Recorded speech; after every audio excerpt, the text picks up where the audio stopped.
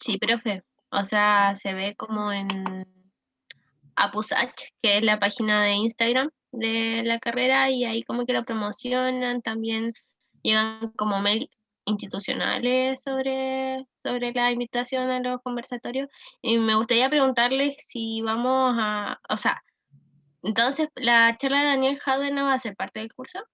No, es que hay algunas charlas que consigo yo, o sea, que las gestioné yo, pero vayan, o sea, la idea es que la disponibilizamos como universidad, porque son personas que igual hacen un aporte que puede ser positivo para distintas personas, incluso que sean de otras carreras. Entonces, por eso quedan como tan disponibles. Pero claro, ahí yo termino, porque no puedo estar yo todo el curso trayendo gente sin tampoco pasar la materia, porque tengo que avanzar. El curso se me hace corto, se me comprime, porque son hartos elementos que hay que revisar. Y claro, tengo que avanzar. Por lo tanto, esta va a ser la última que es gestionada por gestión de personas en el sector público y que por lo tanto va a estar en el mismo día y horario, esta no exactamente, pero en el mismo día que nosotros hacemos la clase. ¿Ya? Eso para que lo tengan claro. Recuerden siempre que pueden hacer sus consultas por chat o, como lo hizo Fernanda, activar su micrófono y hacer la consulta a viva voz. ¿Profe? Una pregunta también. La charla con este caballero se conecta por el link que manda la jefa de carrera. Sí, por ese mismo link. ¿El mismo se ingresa aquí? Así es. Fíjense, Ok. uno ve esto que es el reclutamiento, pareciera ser que reclutar gente fuera poner un aviso en internet, ¿cierto? Pareciera que fuera muy simple, porque si a ustedes le preguntaran, que son administradores públicos o estudiantes de la carrera, ¿cómo se recluta gente? Ustedes probablemente la primera respuesta intuitiva que tendrían sería, no, mira, yo colocaría un aviso en internet y como usted tiene conocimiento de que el Estado tiene sus mecanismos de reclutamiento predefinidos, o sea, ocupa empleos públicos, ocupa el sistema el website de alta dirección pública, ocupa el diario oficial, etcétera, usted diría, bueno, hay que poner un aviso ahí. Pero hay situaciones que son distintas y que a veces a uno lo hacen preguntarse si ese procedimiento tradicional es realmente aquel que es más efectivo para todas las situaciones. Les voy a contar dos experiencias personales, una que me pasó hace mucho tiempo y una que no es tan antigua, pero también tiene sus buenos años. Mira, yo tuve un jefe bien complicado de carácter, bien quisquilloso, que yo creo que es el único que haya tenido esa característica. Y a todos probablemente en algún minuto de su vida laboral es probable que enfrenten una situación así en que el jefe sea más complicado de lo normal. Y fíjense que ese jefe, que era un director de un servicio, no tenía conductor, o el conductor que estaba había renunciado. Entonces había que contratar un conductor. Y ahí hay varios problemas en la contratación de un conductor que sí, porque uno podría decir, bueno, pongamos el aviso en empleos públicos y el que llega, llega, ¿cierto? Bueno, primero hay un tema de tiempo. Si el director de un servicio o un ministro o un subsecretario está sin conductor, lo más probable es que eso requiera que, sobre todo si la persona se traslada mucho, requiera que nosotros debamos proveer el cargo con cierta velocidad. Por lo tanto, quizás no es tan recomendable ir a empleos públicos y estar un par de tiempo ahí esperando la convocatoria, sino que a lo mejor ocupar alguna manera más directa. Por lo tanto, no siempre lo que uno tiene preestablecido como el procedimiento de reclutamiento es el procedimiento que va a emplear, porque también uno tiene que hacer la ponderación si ese procedimiento es el más adecuado para el problema que nosotros queremos resolver. Bueno, ahí lo que hice yo fue contratar una consultora que me trajo 3, 4 currículum de conductores con alta experiencia y ahí le hice una entrevista y finalmente seleccioné uno. La persona dio tan buen resultado que incluso después me pidieron, con los años, una recomendación de conductor y yo lo recomendé a esta persona. Y que ahora es conductor de la presidencia, no del presidente, pero trabaja en la presidencia. O sea, sigue ejerciendo esa función de conductor, pero ya en el servicio de la presidencia. Entonces, ¿qué les quiero decir? Que a veces hay que replantearse si lo que vamos a hacer es lo correcto o no. Otra experiencia para contarles, también vinculada al reclutamiento y selección. Fíjense que el año 2014 yo trabajaba en el Ministerio del Interior y hubo un terremoto en Iquique, si no me equivoco fue el 2014, y hubo un terremoto en Iquique, por ahí puede haber sido por mayo, primer semestre probablemente. Y había que contratar un montón de personas que hacen una labor vinculada a la emergencia. Por ejemplo, cuando se pierden viviendas, particularmente dramático también el caso de los incendios, porque cuando se incendia una comunidad, la persona en general pierde todo, no pierde solo la casa, pierde hasta la ropa. Entonces, eso supone una complejidad distinta para gestionar un tema de emergencia, porque la persona ya no solo se quedó sin hogar, o sea, hay que ubicarla en alguna parte, sino que no tiene útiles de aseo, no tiene con qué vestirse. Hay una problemática ahí que es diferente y que el Estado, cuando trata de resolverla, también tiene sus tiempos, ¿cierto? A pesar de que cuando nosotros operamos en el Estado bajo las leyes de emergencia, tenemos más flexibilidad en los procedimientos respecto a las situaciones corrientes. Entonces, ¿cómo contratamos gente que ayudara a hacer el catastro de la gente que se le quemó la casa, de qué se le quemó, perdón, en este caso el terremoto de Iquique, de qué perdió, cuáles fueron los bienes que en el fondo, producto del sismo, ¿cierto? La persona no va a poder recuperar, dónde ubicamos a la gente, cómo la catastramos. Aparte que en ese tiempo la presidenta Bachelet anunció no sé si era una gift card, pero era una tarjeta que en el fondo a la persona le permitía comprar ciertos bienes en comercio, ¿cierto? Entonces también cómo acreditar que la persona efectivamente sufrió una pérdida. Entonces hay un montón de cosas que hacer, hay un montón de información que levantar y varias cosas que actualizar. Entonces me preguntaron que cómo contratamos a la gente y bueno, trabajar en el interior, al subsecretario lo habían llamado de la Dirección Nacional del Servicio Civil. Y el Servicio Civil se ofreció a hacer ellos el procedimiento de reclutamiento de las personas. Bueno, ahí me preguntó, yo le di mi opinión, le dije que en realidad no me parecía, no porque el Servicio Civil yo tuviera algún problema con ellos, particularmente en tema de reclutamiento, de hecho creo que es la institución que tiene las mejores herramientas de reclutamiento, pero la manera de operar de ellos es a través de un website, es a través de una página web, es a través de empleos públicos, por lo tanto, lo que iba a pasar es que nosotros eso lo íbamos a publicar y nos iban a llegar 200 solicitudes por cargo, porque fíjense que en la página de empleos públicos la tasa de postulación de las personas es muy alta. Ahora, ¿qué pasa? Que a diferencia del sistema antiguo, yo siempre les digo que yo soy más viejo que ustedes, y a veces hablo estas cosas de viejo, pero ocurrían no hace mucho tiempo. Antes cuando la gente mandaba un correo, un sobre, con el currículum, la foto y todas esas cosas, había un trabajo, por lo tanto la persona cuando postulaba tenía cierto interés en el trabajo que postulaba porque le demandaba tiempo, le demandaba un costo, etc. Cuando pasamos a este tema remoto, al internet, las personas ya tienen cargado su currículum en la plataforma. Por lo tanto, no tiene costo enviarlo. Incluso en muchos casos no demanda trabajo porque yo aprieto clic y ¡pum! Estoy postulando a un trabajo. Por lo tanto, lo que yo le sugerí en ese momento al subsecretario fue, mire, en realidad se hacemos esto funciona con esta lógica y va a ser extremadamente lento. Entonces, nosotros deberíamos apoyarnos en la red local que tenemos como gobierno o que tiene el Estado, o sea, desde el municipio, la gobernación, de ahí hacer un procedimiento de reclutamiento rápido, delegado un poco en las autoridades locales. Fíjense que eso funcionó bien y logramos contar con hartas personas de manera bien, con harta celeridad. Entonces, ¿qué les quiero comentar? Si no les quiero comentar mi experiencia, sino que en el fondo comprender que muchas veces temas simples, porque si uno lee esta definición que está ahí, que se consiste en atraer personas en forma oportuna y número suficiente, bla, bla, bla, bla, bla, uno podría decirse, bueno, si con esto basta con publicar un aviso, y no siempre es solo publicar un aviso. Por lo tanto, lo que uno tiene que hacer es también cuestionarse qué procedimiento ocupar y en qué situación. Yo creo que eso es particularmente importante. Espérenme un segundito.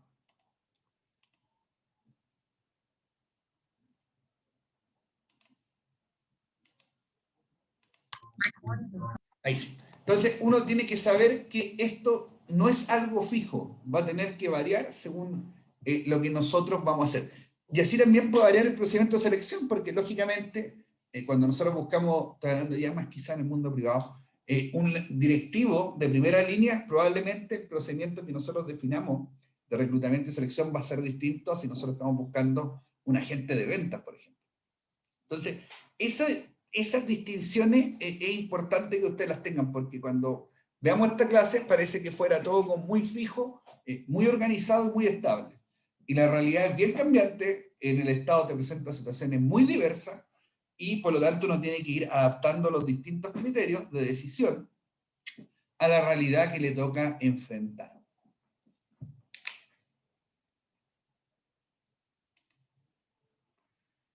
Bueno, una cosa que también hay que decirla, que está bien expresada y desarrollada en la literatura, es que contratar gente, reclutar gente, hacer procedimientos de contratación es caro, es costoso. No sé si recuerdan, cuando nosotros partimos el curso, vimos cuánto costaba contratar un cargo de alto directivo público, un cargo de alta dirección pública. Y los cargos de primer nivel costaban como 20 millones de pesos aproximadamente, y un cargo de segundo nivel cuesta como 10 millones de pesos. La contratación, ¿cierto? Hacer todo el procedimiento, todas las pruebas, la contratación de la consultora, la publicación, etc. Y aparte se van a 6 meses, por lo tanto, contratar gente no es algo trivial. Y aparte que nosotros vamos a buscar contratar gente correcta, que eso le supone otra dificultad. O sea, queremos tener procedimientos eficientes, pero también deseamos que esos procedimientos eficientes nos permitan alcanzar ciertos estándares de calidad. Por lo tanto, no solo va a ser relevante el reclutamiento, sino también nosotros cómo diseñamos procedimientos de selección de personas que garanticen ciertos estándares de resultados. Hay un defecto cuando nosotros hablamos de gestión de personas, que pareciera que nada se puede medir. ¿Se le ocurren algunas maneras a ustedes de medir si un procedimiento de reclutamiento y selección funciona o no? ¿Alguien tiene alguna idea?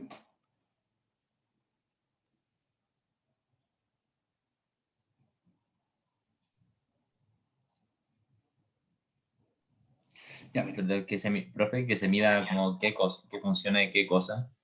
Cualquier cosa. ¿Qué tú podrías medir a un procedimiento de reclutamiento y selección? Yo te dije ahora cuánto cuesta y cuánto nos demoramos. Es una medición básica. ¿Qué más? En cuanto al poner estándares de tiempo en cuanto a la contratación. Claro, O sea, un cierto plazo. hay varias cosas que uno puede medir, Oscar, y en distintos momentos del tiempo.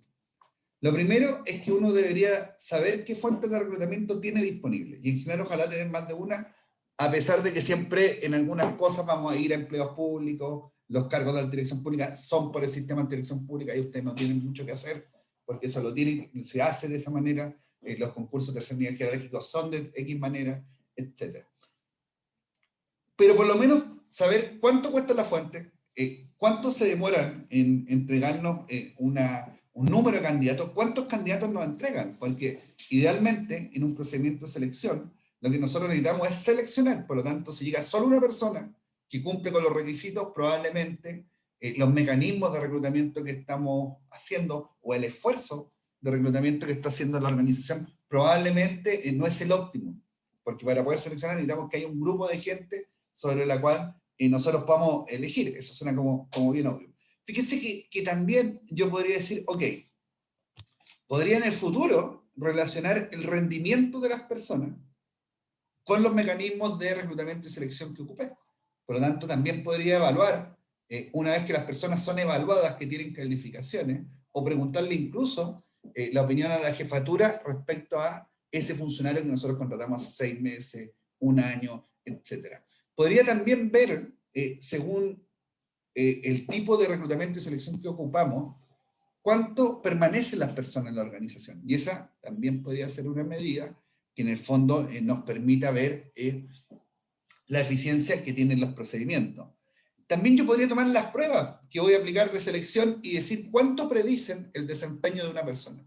Más adelante vamos a pasar al tema de la selección en detalle, pero hay distintos tipos de pruebas. Hay pruebas de conocimiento del puesto de trabajo, hay pruebas incluso que ustedes le miden el coeficiente intelectual, hay otras que le miden la habilidad en matemática, hay otras que le miden la habilidad de redacción, hay otras en las cuales son trabajos, quizás, no sé si decirlo más simples, pero no tan complejos, en las cuales yo puedo pedirle incluso que usted haga una muestra de trabajo, hacerle una prueba, por ejemplo.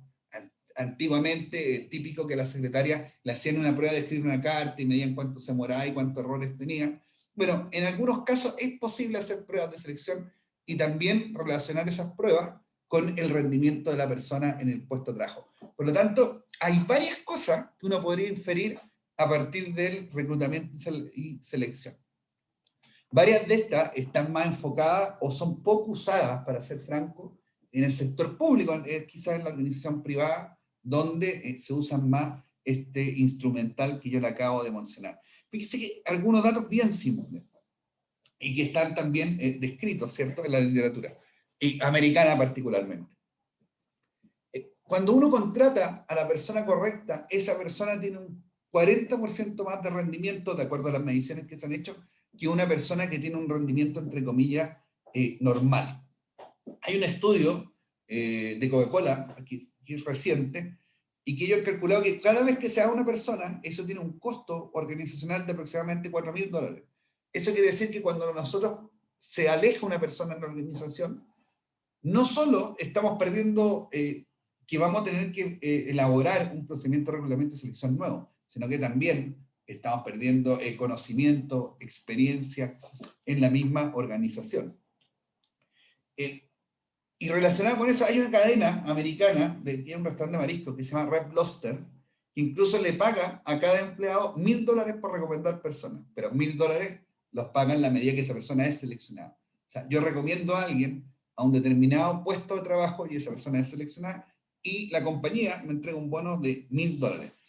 El hospital de George Washington, también en Estados Unidos, entrega un bono de $5.000 a cada persona que recomienda una enfermera y esa enfermera es seleccionada. Por lo tanto, ahí uno puede ver la preocupación que hay por seleccionar personas correctas. Y particularmente, cuando ese grupo de personas que nosotros queremos seleccionar, nosotros tenemos la percepción que es escaso.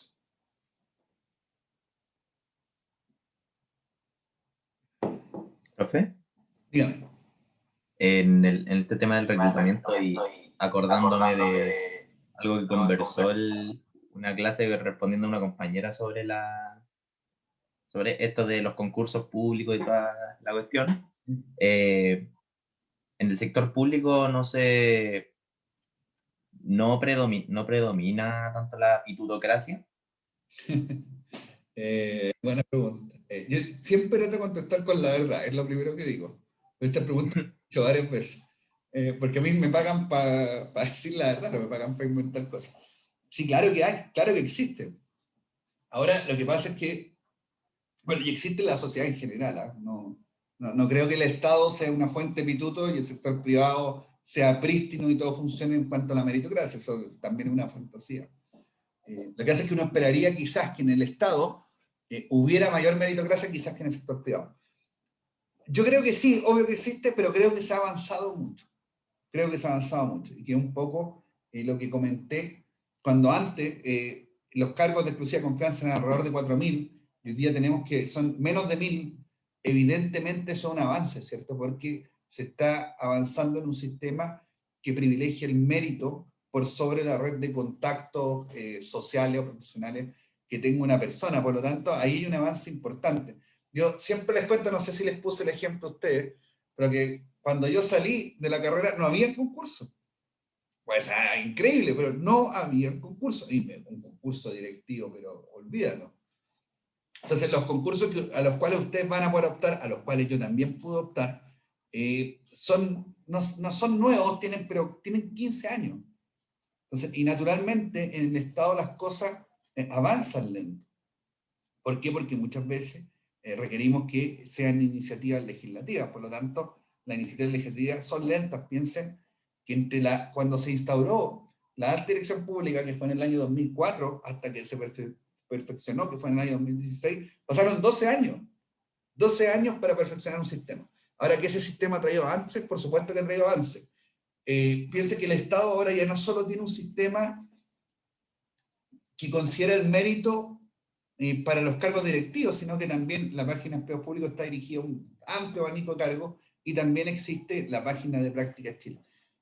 Yo no conozco bien cómo funciona la página de Prácticas Chile como poder recomendársela, pero sé que hartos servicios públicos lo ocupan y contratan prácticas por ahí. Antes, cuando uno quería, para que hagan la comparación y lo sepan, cuando uno quería buscar práctica, tenía que ir a golpear la puerta del servicio público y preguntar si tenían práctica, pero no había otra manera. No había nada publicado en internet, no existían las páginas de Prácticas Chile. etcétera. El Estado era como bien cerrado y por lo tanto ese enclaustramiento que tenía esa endogamia provocaba, ¿cierto?, que hubiera poca información respecto a la oferta laboral en los distintos puestos de trabajo. Por lo tanto, lo que hay hoy día, no sé si es perfecto, obviamente que no, pero es infinitamente mejor a lo que había antes. Entonces, uno también tiene que mirar en perspectiva cómo se ha desarrollado este sistema y cuáles son las oportunidades de mejora o por dónde uno podría desarrollarlo de mejor manera. Yo creo que se han hecho hartas cosas bien y espero que se sigan avanzando. Uno nunca sabe si a lo mejor algún gobierno viene con alguna idea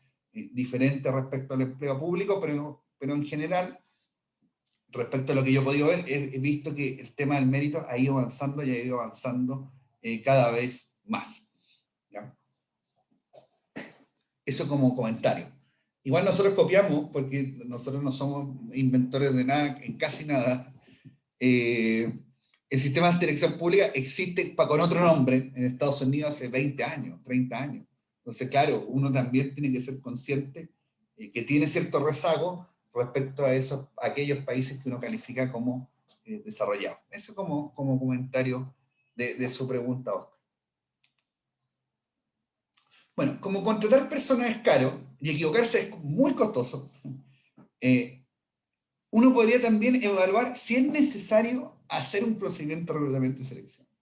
Porque hay otras maneras de proveer ciertos trabajos o ciertas capacidades de la organización que no necesariamente están vinculadas a hacer un procedimiento de reclutamiento y selección. Por ejemplo, ¿qué puede hacer uno? Bueno, ahí hay una palabra que estuvo muy de moda en un tiempo, pero muy de moda, que se llama outsourcing. De hecho, una vez vi una noticia que me llamó mucho la atención, que era que la universidad había eliminado los contratos outsourcing con el personal de aseo y lo había internalizado. Creo que eso lo vi en algún momento en la Universidad de Santiago. Claro, el outsourcing consiste precisamente en que yo subcontrato un servicio, subcontrato una función. Por ejemplo, la más clásica es el aseo. La otra que es como típica es la seguridad. Por ejemplo, los guardias, los vigilantes, el recepcionista que está en la recepción, valga la redundancia, de un edificio. En general, todas esas personas están contratadas por otra empresa, incluso en los servicios públicos. ¿Cuál es la recomendación? Que es la precaución que hay que tener. Yo diría que hay dos. Una que es como general, ámbito tanto público como privado, que es que no subcontratar cosas que están vinculadas directamente al valor que entrega la organización. Voy a poner un ejemplo. Hay hoteles de buena gama o de 5 estrellas, como ustedes quieren llamarlo, en las cuales predomina la calidad por sobre el precio, y que han subcontratado las personas que por ejemplo, hacen aseo o que tienen labores de mantención dentro del hotel. Pero fíjense que ahí la persona se relaciona directamente con el valor que percibe el cliente. Y en general, esa experiencia en los hoteles de 5 estrellas no ha tenido buenos resultados. Por lo tanto, los hoteles de 5 estrellas tienden a contratar ellos las personas y a generarle o impregnarlas del valor que tiene la empresa, ¿cierto? Porque cuando nosotros ocupamos el outsourcing, estamos haciendo una función que sea quizá un poco commodity, y la persona que llega naturalmente no se identifica con la organización ni es tan parte de la organización, porque los outsourcing en general funcionan por un periodo acotado de tiempo, 3 o 4 horas que viene una persona, por ejemplo, y hace un turno de guardia, o hace el aseo, o la van rotando la empresa por distintos lugares. Por lo tanto, la persona no alcanza a tener los principios, los valores, a empaparse de eso que tiene la organización. Por lo tanto, cuando eso es vinculado al negocio, ahí yo diría que hay una precaución, porque efectivamente nosotros podemos estar dejando de dar un buen servicio, no porque las personas sean malas, sino porque nosotros no estamos gestionando esas personas. Esas personas son gestionadas por otra organización que nosotros le estamos pagando para que nos dé un determinado servicio. ¿Por qué hacerlo entonces? Bueno, porque contratar personas, dijimos que es complicado, administrar personas también es complejo, y la teoría del outsourcing funciona bien cuando lo que nosotros estamos externalizando no está vinculado al negocio. Es algo que a lo mejor, por decirlo de cierta manera, no nos jugamos la vida en ello. Es algo en lo cual no es tan relevante para la organización que funcione bien. Por ejemplo, si nosotros trabajamos en el registro civil, siempre tomo el registro civil, y nosotros, la seguridad del registro civil, los guardias quizás no es estratégico dentro del registro civil.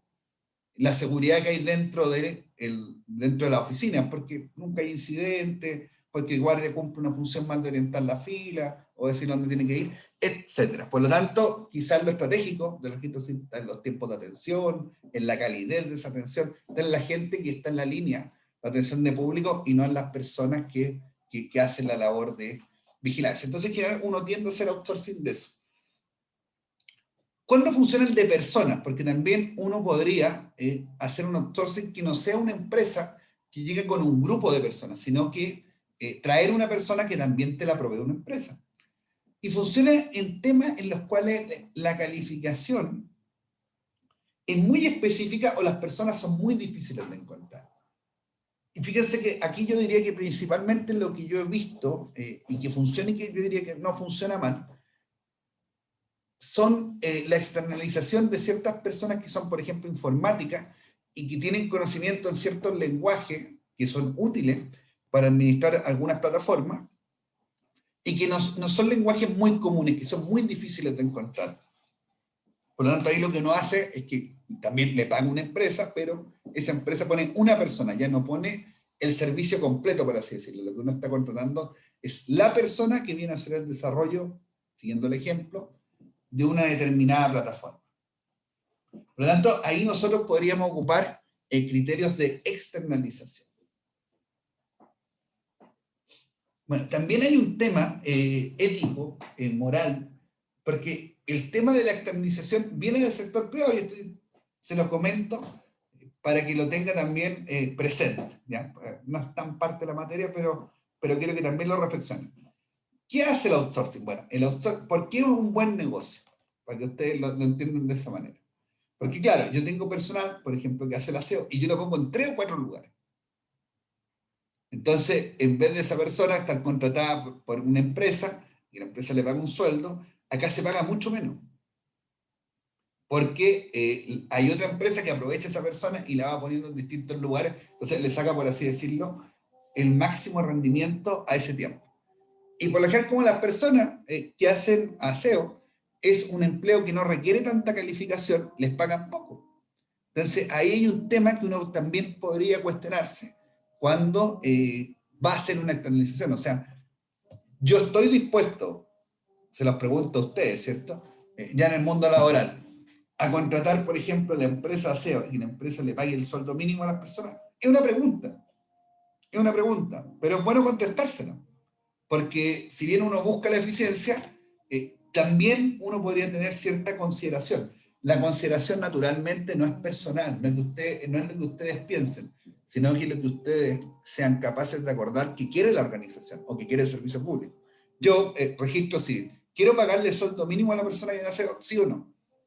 ¿Me interesa ahorrar esa plata o me interesa que igual la gente que venga perciba una remuneración quizá un poco mayor o más similar en el mercado?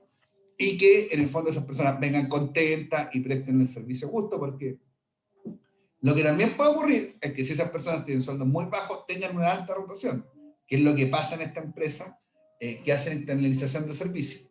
Y si tienen alta rotación, probablemente el servicio que yo reciba sea menor a aquel que si las personas tuvieran una tasa de rotación más baja. Entonces, esa pregunta también hay que hacérsela. Simón. Ay, soy Paul, profe, que me metí con la cuenta de mi hermano, pero mi pregunta es, ¿qué pasa con las empresas estatales? En el sentido de que, por ejemplo, mi papá trabaja en estas empresas como una empresa que es como de aseo de la comuna, pero él me cuenta que la municipalidad, el departamento de aseo, se encarga como de cómo dirigir los lineamientos de esta empresa. Entonces, ¿hasta qué punto uno como puede diferenciar lo que es una empresa estatal? Ya, es que ahí dime, Paul, si yo me estoy equivocando en la interpretación que estoy haciendo de tu pregunta. Pero un departamento de aseo de un municipio vela por el aseo de toda la comuna, por lo tanto, naturalmente, el municipio no tiene ninguna capacidad de hacer eso. Ninguna. ¿Por qué? Porque tiene dotación de personal, tiene varias limitaciones. Y aparte no tiene expertise. Por lo tanto, ahí el servicio que se da no es para el municipio, en el fondo es para la comunidad. Entonces, naturalmente, ahí el municipio de cierta forma está obligado a subcontratar el servicio. Porque el volumen es muy grande. En general, el outsourcing se ocupa, yo estoy hablando del aseo de la oficina, ¿cierto? No cuando el aseo pasa a ser un servicio que nosotros estamos entregando. No sé si me explico bien con esa diferencia. Sí, profe, sí, es que yo igual me había confundido en ese sentido, po, porque yo creía que, por ejemplo, esta empresa que, no sé, como para el cuidado de las plazas, por ejemplo, creía que iba como en parte como dirigida por la municipalidad, No, acá, claro, pero el departamento de aseo y ornato que tienen los municipios se preocupa efectivamente de aseo y ornato, pero lo subcontrata. Imagínate que para hacer el aseo en una comuna hay que tener camiones, hay que tener choferes de camiones, hay que tener mucha infraestructura, por lo tanto los municipios difícilmente sean capaces de lograr hacer eso de manera eficiente. Aparte que ahí yo creo que sí funciona lo que uno podría llamar la economía de escala, ¿cierto? Ustedes la deben haber visto, y probablemente una empresa que hace SEO en una comuna haga SEO en varias comunas. Por lo tanto, esa empresa obtiene economías de escala. Si cada municipio generara su propia empresa de SEO pública, sería complejo, porque también se perderían las economías de escala. Entonces, ahí es distinto. Yo estaba hablando que el outsourcing, en general, uno lo hace con las cosas que tiene dentro de la organización. Es un poco, es el enfoque. Cuando yo lo introducía un poco a este dilema, entre comillas, ético, de si yo quiero pagar menos o más, bueno, ¿en qué se ha traducido eso? El Estado, de cierta forma, ha tomado este punto. ¿Y qué hace? Que cuando licita los servicios de aseo de la oficina, incluye un ítem en el cual valora el sueldo que se le paga a la persona. O sea, da puntuación que la empresa ofrezca mejores sueldos o le pague mejores sueldos a sus trabajadores. Y me parece que eso, desde mi punto de vista, es lo correcto, ¿cierto? Apunta efectivamente a que el servicio también que recibe la misma organización sea de mejor calidad, haya menos rotación y las personas experimenten niveles de satisfacción mayor en su empleo. Entonces, hay servicios que ponen desde que valoran lo que pagan hasta algunos que dicen no puede pagar menos de tanto. Entonces, ahí están esas dos vertientes de cómo se aborda en materia de compras públicas este tema del outsourcing y que el tema de lo que se pagaba me parece que es un tema ético y que el Estado tiene que ser como claro en las políticas que tiene, porque es como, no sé si es absurdo, pero es incongruente que el Estado contrate gente vía outsourcing y les pague rentas que ni siquiera en algunos casos cubran las necesidades que tiene la persona. Entonces, ahí eso tiene que tener un balance. Yo sé que cada uno puede tener una opinión personal respecto a ese tema, quizás distinta a la mía, pero me parece que tiene que estar el tema puesto en la mesa y tiene que ser discutido cuando uno está hablando de estas materias. Te agradezco la pregunta, Paul. Fíjense que otras cosas que uno podría decir, mira, en realidad lo que nosotros tenemos es un empleo temporal. Quizás estamos experimentando una demanda muy alta y eso nos va a hacer contratar gente, pero una vez que esa demanda alta se vaya, probablemente todas estas personas van a ser más un problema que un aporte a la organización. Por lo tanto, lo que queríamos hacer nosotros es tener alguna política de empleo temporal. Típica política de empleo temporal son las contrataciones que hacen las multitiendas en épocas de Navidad, las contrataciones de temporero en la empresa del agro, en el Estado, ¿qué hay temporal? Hay algunas cosas temporales, por ejemplo, cuando se hace el censo, se contrata un gran volumen de gente por parte del Instituto Nacional de Estadística, pero se contratan también por el periodo que dura el censo. Por lo tanto, también uno debería hacerse la pregunta si esto es externalizable, si esto es temporal o no, o también si es una mayor carga, si podríamos cumplirlo por la vía de horas extraordinarias.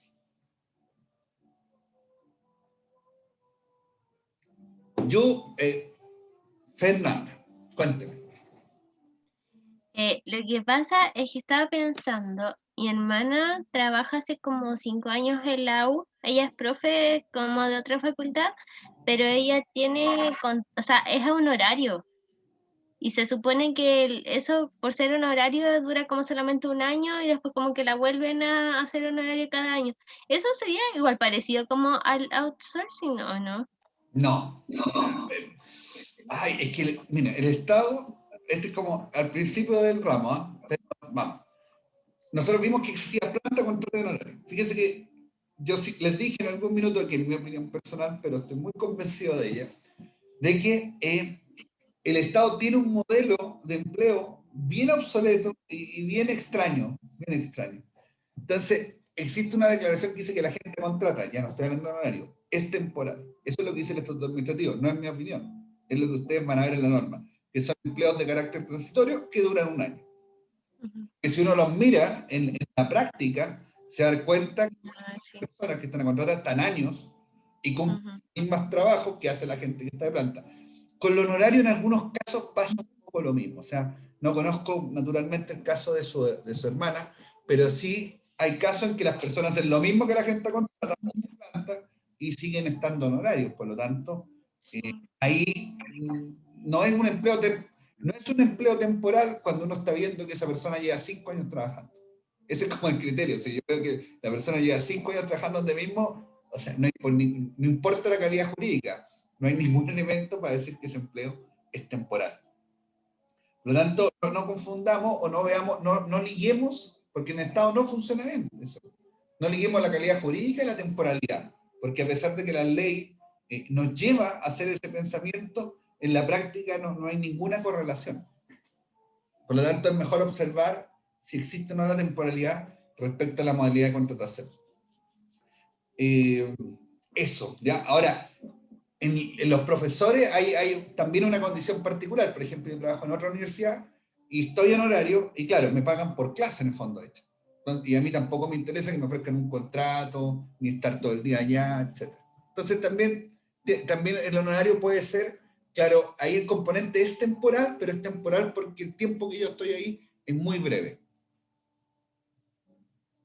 Fíjense que otra manera de no hacer reclutamiento sería la hora extraordinaria. Yo no soy muy amigo de la hora extraordinaria, pero son un mecanismo que uno eventualmente podría recurrir ante una mayor demanda en un determinado periodo de tiempo.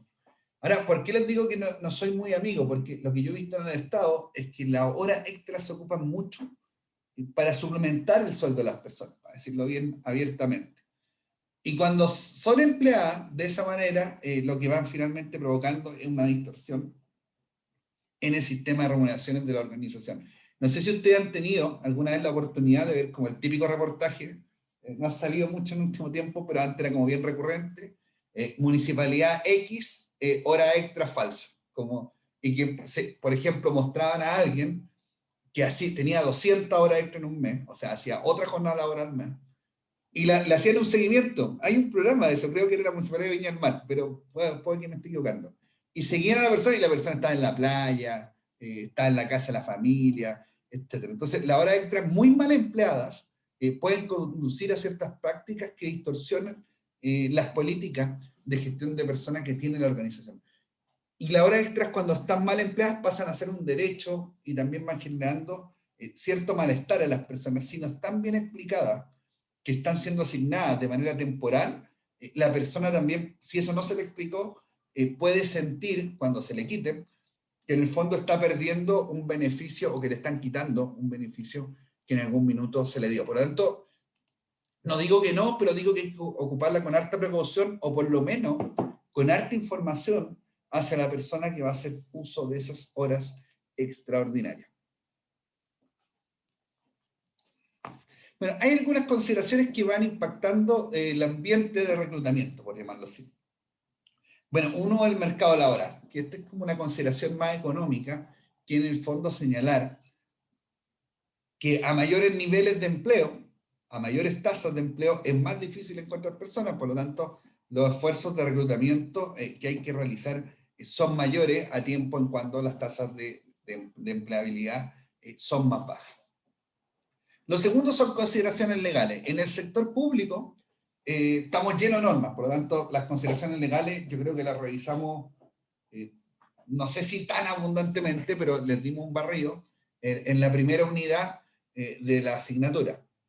En el sector privado, las consideraciones legales en general guardan relación con la no discriminación, la no arbitrariedad, es decir, que las políticas de reclutamiento sean inclusivas, ¿cierto? Que no vayan dejando al margen a ciertos sectores de la sociedad.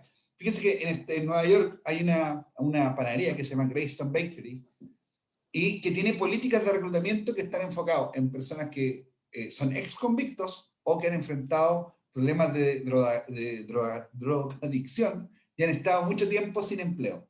Por lo tanto, tienen un foco distinto, o sea, es una política que es al revés, que es más inclusiva que el resto de las organizaciones. Ahí quizá uno podría abordar las políticas que tiene el Estado respecto a esto, y yo creo que aquí hay un gran trabajo por hacer dentro del Estado. O sea, el Estado podría darle incluso, yo creo, el ejemplo, de cierta manera, al sector privado respecto a cómo incorporar a distintos sectores de la sociedad, por ejemplo, los sectores con alguna discapacidad, incorporarlos al empleo público, porque al final lo que uno termina viendo es que quizás, no es que quizás, lo digo abiertamente, es que el Estado no tiene política de inclusión hacia ciertos sectores que son discriminados laboralmente, o no son, borremos la palabra discriminados, o no son considerados con igualdad de oportunidades respecto a otras personas. Por lo tanto, ahí podría haber quizá un bonito trabajo para que el Estado lo desarrolle en el futuro. Otra cosa es considerar el ambiente interno. Las organizaciones también toman algunas decisiones respecto a cómo reclutar. ¿Qué quiere decir esto? Que yo puedo definir si quiero hacer un reclutamiento buscando personas en el mercado laboral o si quiero buscarlas dentro de la organización. Por lo tanto, yo dependiendo del cargo podría decir si lo abro dentro de la organización o si voy a buscarlo al mercado y pongo algún aviso en algún portal. ¿De qué va a depender esto? Bueno, de varias cosas, ¿cierto? Hay ciertas organizaciones que se sienten profundamente orgullosas de la cultura organizacional que tienen. Y hay otras que no. Hay otras que piensan que la cultura organizacional que tienen debería cambiar. Por lo tanto, si yo tengo una mayor valoración de mi cultura organizacional, es probable que quiera seguir promoviendo personas que estén en la organización, porque eso en el fondo va a tender a reproducir con mayor fuerza la cultura organizacional predominante que nosotros ya tenemos. Si yo pienso que hay que introducir elementos nuevos con determinados valores, con determinados conocimientos, con determinadas formas de pensar, quizás lo que yo tengo que hacer es ir fuera de la organización, ¿cierto? Porque en el fondo lo que quiero hacer yo es traer personas distintas, o más que personas distintas, capacidades diferentes a las que actualmente tenemos. Por lo tanto, ahí hay una primera decisión, ¿cierto? Cuando quiero reclutar, es si quiero reclutar dentro o quiero reclutar fuera. ¿Qué pasa? En general, cuando yo recluto dentro, estoy entregando a la organización una señal positiva. Es decir, si el cargo que voy a concursar va a significar una promoción para la persona que finalmente sea seleccionada, lo que yo estoy diciendo es que su esfuerzo cuenta, ¿cierto? O sea que usted pudiera eventualmente desarrollar una carrera profesional dentro de la organización. ¿Por qué? Porque esta organización le está brindando oportunidades de ir escalando, ¿cierto?, dentro de la pirámide organizacional. Por lo tanto, la promoción tiene esto de entregar un mensaje a los trabajadores de que el esfuerzo o su desempeño cuenta en el futuro y ese desempeño va a ser considerado en el fondo para que la persona pueda optar a mejores opciones a las que actualmente tiene.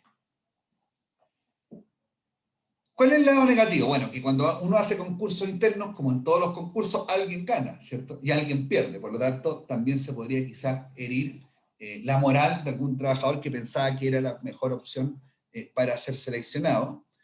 Y por otra parte, que cuando nosotros optamos fuertemente por mecanismos de promoción interna, lo que estamos haciendo, y que esto lo mencioné recién, es reproducir la cultura organizacional. Por lo tanto, si nosotros queremos cambiar, lo más probable es que esto vaya contra ese cambio.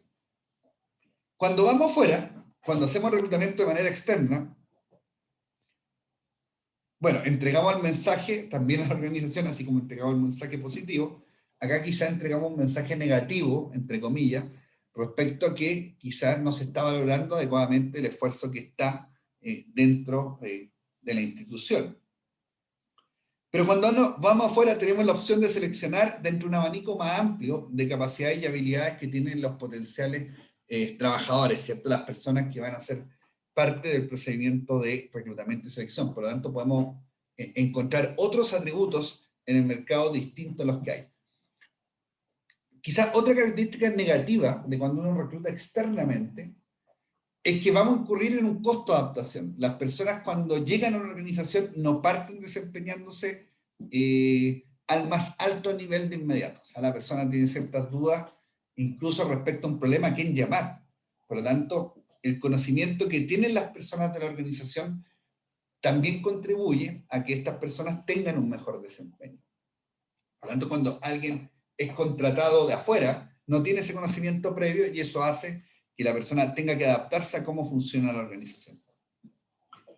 Fíjense que incluso en el Estado, a mí que me ha tocado trabajar en un par de entidades públicas, no todos los lugares se trabaja de la misma manera. Y a pesar de que uno tiene el conocimiento y sabe cómo funcionan las cosas, de repente a quién hay que llamar o cómo se resuelven determinadas problemáticas, no es igual en una institución a otra, ¿cierto? Hay unas partes en que pesa más la visión de finanzas, otras en que pesa más, que tienen un componente legal muy fuerte, entonces lo que dice el departamento jurídico prima por sobre otras visiones que pueden haber, etc. Esas cosas uno las aprende estando en la organización.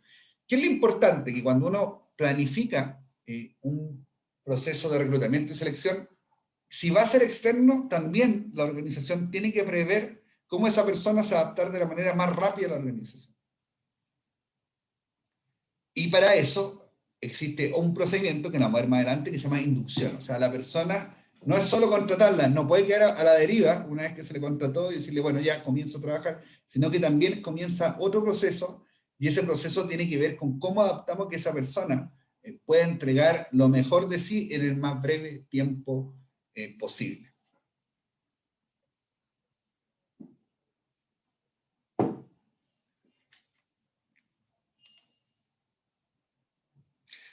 Esto es bien simple. Bueno, hay dos formas de hacer el reclutamiento interno. Uno es colocando, ¿cierto?, un anuncio y una oferta de empleo. El anuncio es como el aviso, la oferta de empleo es como lo que estamos ofertando, ¿cierto? Es un cargo de analista de gestión de personas dirigido a profesionales de área de administración con título de 10 semestres o más, con tal experiencia y con especializado en bla, bla, bla. ¿Ya? Es como contar un poco de qué se trata, lo que estamos buscando y qué características son.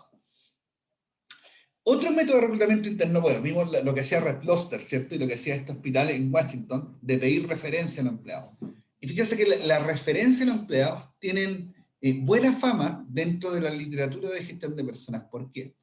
Porque las personas tienden a recomendar a personas que saben que van a cumplir dentro de la organización. En el fondo, lo que hay detrás de eso es que yo cuando recomiendo, y soy parte de la organización, soy responsable de esa decisión. Y cuando las personas sienten esa responsabilidad, en general tienden a recomendar gente que las va a dejar bien, porque sienten que en el fondo parte del prestigio que tienen ellos en la compañía lo están jugando al recomendar a alguien. Por ejemplo, es como típica frase más coloquial como, oye, me dejaste súper bien o me dejaste súper mal, porque las personas sienten en el fondo que ese prestigio que pueden, o ese capital que tienen dentro de la organización, se lo juegan cuando recomiendan a alguien. Entonces los trabajadores tienden en general a hacer buenas recomendaciones. Y por eso tantas compañías tienen políticas de recomendaciones. El riesgo de las políticas de recomendaciones internas es que uno puede generar, finalmente terminar contratando solo amigos o generando una camarilla de grupos, etcétera, que podrían ser eventualmente perjudiciales a la organización. Pero, como les comentaba, en líneas generales, tiene buena salud, ¿cierto?, las recomendaciones de los funcionarios. En la administración pública, naturalmente, lo que nosotros privilegiamos es ocupar herramientas de reclutamiento y selección abiertas. ¿Por qué? Porque la norma nos dice que tiene que ser abierta. Quizás las referencias aplican más para el sector privado. Hay distintas fuentes de reclutamiento externo a las cuales uno podría recurrir. Cuando las empresas buscan personas que no tengan tanta experiencia, pero que sí tengan conocimiento, en general acuden a universidades, institutos, colegios. O sea, hay ciertos empleos que en algunas empresas privadas le llaman trainee, en las cuales contratan a alguien recién titulado y en el fondo le enseñan cómo funciona la organización y el puesto de trabajo que ellos desean proveer. Otras fuentes competidores en el mercado laboral. Esto se da más que nada, yo diría, en empresas que están insertas en mundos muy competitivos. Ahí uno puede ver, por ejemplo, como también se ve como en la prensa, que, por ejemplo, Falabella, para poner un nombre, contrató el gerente de comercial que tenía Ripley. O sea, hay cierto grupo o cierta capa diferencial de algunos sectores de la industria que van dando vueltas entre las distintas compañías, se da entre compañías informáticas, entre compañías de retail, etc. Por lo tanto, los competidores en el mercado laboral funcionan, como les decía, en estos ambientes que son muy competitivos, o sea, donde los márgenes de utilidad se pelean palmo a palmo. Fíjese que en el Estado esto no ocurre, porque naturalmente las instituciones públicas no compiten entre sí. Pero sí pasa algo que es bien peculiar, por decirlo de alguna manera, que por ejemplo, si yo quiero contratar a un especialista en remuneraciones, los sueldos en el Estado se pagan de una manera muy diferente a como se pagan en el sector privado. Por lo tanto, lo más probable es que si yo busque a alguien con experiencia, tenga que ir a buscar a alguien que trabaja dentro de la institución pública. Yo no compito con el resto de las organizaciones públicas, pero hay ciertos cargos que necesariamente voy a tener que ir a contratar a alguien que esté trabajando en otro servicio público, lo más probable, o que ya haya trabajado, que eso es menos probable. Por ejemplo, las personas que tienen en el Estado una expertise muy única, como por ejemplo las remuneraciones, en general, si ustedes revisaran, son personas que siempre están en la organización. O sea, yo me acuerdo de la jefa de remuneraciones del Ministerio del Interior, trabajaba en remuneraciones cuando yo llegué ahí, en el año 2003, y sigue de jefa ahí. O sea, ya 18 años en esa posición. Entonces, en general es la misma gente, me acuerdo en mi segundo trabajo también, la gente que trabaja en remuneraciones sigue siendo la misma. Entonces, hay ciertos empleos donde cuesta mucho formar gente y donde tampoco el mercado ofrece a esas personas.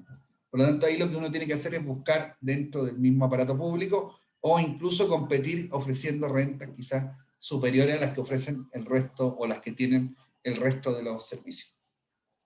Algunas compañías mantienen bases de ex empleados. ¿Por qué? Porque los ex empleados también conocen la organización y al contratarlo, nosotros también nos estamos ahorrando este costo de adaptación que tiene aquella persona que nosotros vamos a reclutar de afuera.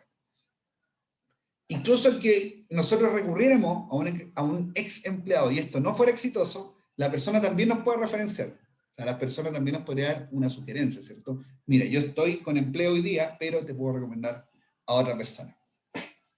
Bueno, y acá hay grupos como distintos, ¿cierto? Tenemos personas con discapacidades, personas de edad avanzada. Por ejemplo, yo creo que la única institución pública que tiene realmente una política de contratación de personas con discapacidad es SENADIS, el Servicio Nacional de la Discapacidad. En el resto de los servicios públicos se ven pocas personas con discapacidad. Y, por ejemplo, McDonald's tiene en Estados Unidos una política de contratación de personas de la tercera edad. Y esa política ha sido estudiada, ha sido evaluada y ha tenido muy buenos resultados porque las personas de la tercera edad tienen un compromiso mayor con el trabajo, que es lo que se ha demostrado respecto a otros grupos etarios. Eso como fuentes de reclutamiento externo. ¿Tienen alguna pregunta, consulta, duda? ¿Algo que me quieran comentar?